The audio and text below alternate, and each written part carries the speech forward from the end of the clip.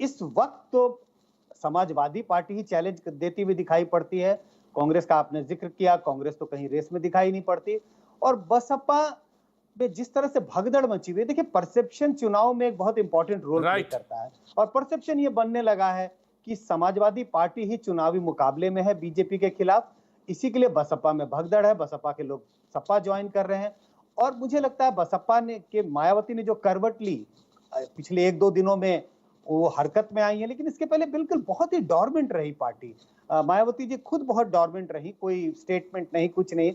उससे एक ऐसा माहौल बनने लगा कि शायद चुनावी मुकाबले में तो अखिलेश ही हैं, तो मुझे लगता है चुनावी मुकाबला बीजेपी और समाजवादी पार्टी के बीच ही है। Right, it's too early. ये बात सच है कि बहुत बहुत बहुत इनिशियल स्टेज है और बहुत सारा पानी गोमती में बहेगा, बहुत सारा पानी और बहुत सारे चेंज है। लेकिन हाँ, मैं सतीश प्रकाश जी को बिल्कुल मौका मिलना चाहिए, क्योंकि वो सीधी सवाल उन्हीं की तरफ जाता। संजय कुमार जी, मैं आता हूं, ये विश्लेषण है, संजय कुमार जी का अपना विश्लेषण है, मैं जानना चाहता हूं सतीश प्रकाश जी आपका व्यू।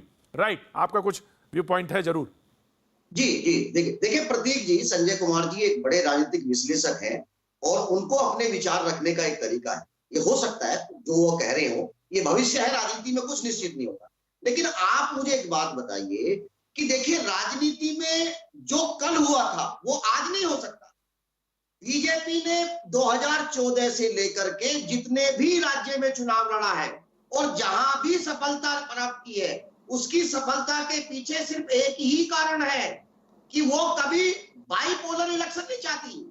वो हमेशा द्विकोणीय इलेक्शन चाहती है, बाइपोलर इलेक्शन चाहती है। बहुकोणीय इलेक्शन जो है बीजेपी नहीं चाहती। और यही एक कारण है कि उत्तर प्रदेश की कमजोर बीजेपी को यह बात पता लगती है कि तमाम बीजेपी के आईटी सेल और तमाम तंत्र सिर्फ एक पार्टी का नाम लेकर के ये सिद्ध करने के लिए कि यहाँ इलेक्शन सिर्फ हमारे और इस पार्टी के बीच में है। क्योंकि आज राजनीतिक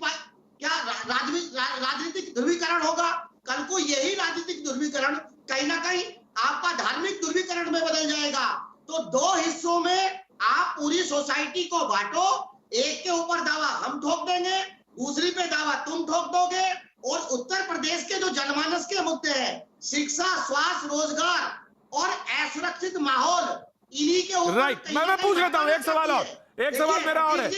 राइट, एक सवाल और है, Sanjay ji right, Sanjay ji, post corona के समय, ऑफ कोर्स सतीश जी, मैं आपके व्यू पॉइंट से, सतीश जी मैं आपके व्यू पॉइंट को लेता हूं और इंपॉर्टेंट है, ऑफ कोर्स इंपॉर्टेंट है और बहुत इंपॉर्टेंट फैक्टर है बीएसपी। लेकिन हाँ, कुछ चीजें थी जो विश्लेषण की जा रही हैं। संजय कुमार जी, एक सवाल और है मुझे, मैं मिस कर गया था, और सवाल यह है कि कोरोना के समय यानी फर्स्ट वेव के बाद सेकेंड वेव, उसमें गंगा वाला इशू जो मैंने सवाल पूछा था, उससे क्या असर आया है उत्तर प्रदेश की राजनीति में और लोगों के मन में क्या है? देखिए प्रतीक जी, ये कहना तो बेईमानी होगी कि कोई असर नहीं आया। असर जरूर आया है। कुछ मतदाता ऐसे भी हैं जो बीजेपी से नाराज दिखाई पड़ते हैं। उन्हें लगता है कि सरकार का कामकाज उतना अच्छा नहीं रहा जितना वो उम्मीद करते थे। लेकिन इनकी तादाद उतनी बड़ी नहीं है जिससे बीजेपी चुनाव हार जाए, बीजेपी का वोट 10-12% नीचे गिर जाए।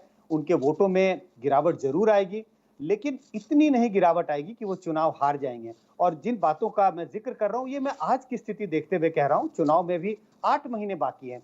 चीजें किस तरफ मतलब डायरेक्शन में जाएंगी वो आगे वो भविष्य की बात है। राइट, मैं चुनाव का बिल्कुल एकदम आगाज भी नहीं है अभी, कह सकते हैं पेड़ पे कोपल भी नहीं निकली है। मैं मानता हूं संजय जी, आपकी बात को मानता हूं कि पेड़ पे कोपल भी नहीं लगी है और उससे अंदाजा लगाना अभी के मौके पर। ऑफ कोर्स सुरेंद्र राजपूत, आपका टेक। सुरेंद्र राजपूत,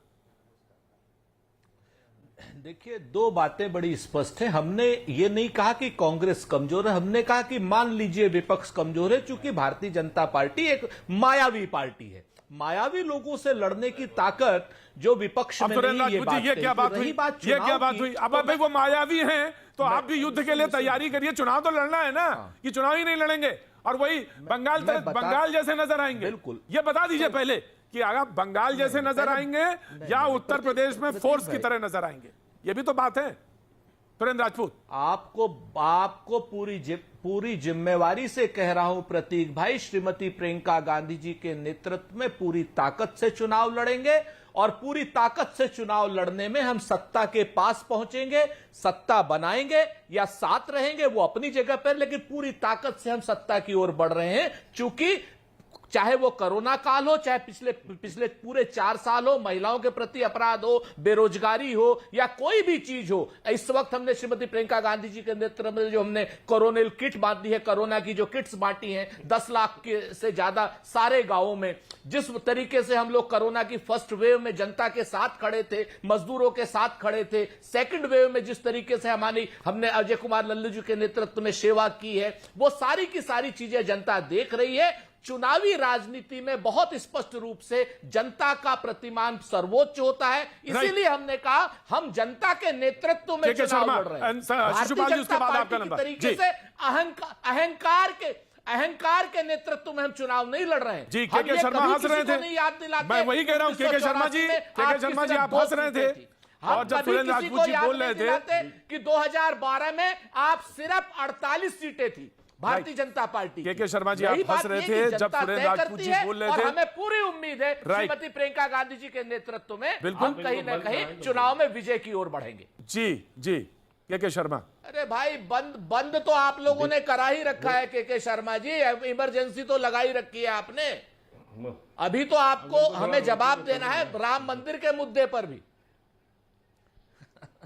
अरे आप कहा जनता रोकेगी और जनता ने आपको रोक दिया। नहीं, इमरजेंसी, अब इनको थोड़ा बंद कराएंगे थोड़ा सा, ठीक है। इमरजेंसी लगाने का अनुभव तो सुरेंद्र जी आपकी पार्टी को है, क्योंकि लोग नहीं भूले इस देश में। बिल्कुल है, इस देश बिल्कुल है, हम उसके लिए क्षमा मांग चुके हैं और अघोषित इमरजेंसी क्षमा नहीं, आपके कुकर्म आपके उसमें छाए पड़े हैं। अभी वो पाप मिटेगा नहीं, क्योंकि ये संविधान बहुत सही बात कही। पाप है। हमारी जो जनता के ऊपर पाप आपने उसकी किया, क्षमा हमने मांगी। अब इनको रोकिए, खात है सर रोकिएगा तब बोलूंगा। और जो नर बकरी खात है ताको कौन हवाले। वो जनता ने आपको यही केवल कथा वाचने कबीर को भी सुन लिया कि कथा वाचने के लिए लगा दिया। इतिहास हम जानते हैं सब, हम सब। देखिए प्रतीक जी, डिरेल हो रहा है आपका डिबेट। नहीं, कबीरदास जी तक है तो तब तक तो डिरेल नहीं है। जब तक कबीर है तब तक डिरेल नहीं है। जी राइट, बोलिए के शर्मा, बोलिए। हाँ जी, सुन लीजिए, मैं इसलिए कह रहा हूं कि देखिए, इन्होंने जब अपने नेतृत्व की बात की तो मुझे हंसी आई। मैं एक बार जो है प्रियंका गांधी के नेतृत्व पर आपको थोड़ा सा प्रकाश डाल देता हूं।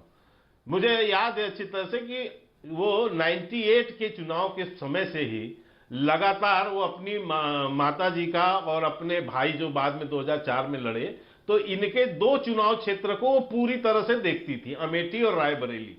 तो लगातार उसका वो वहां का चुनाव प्रचार संचालन सब देखती थी।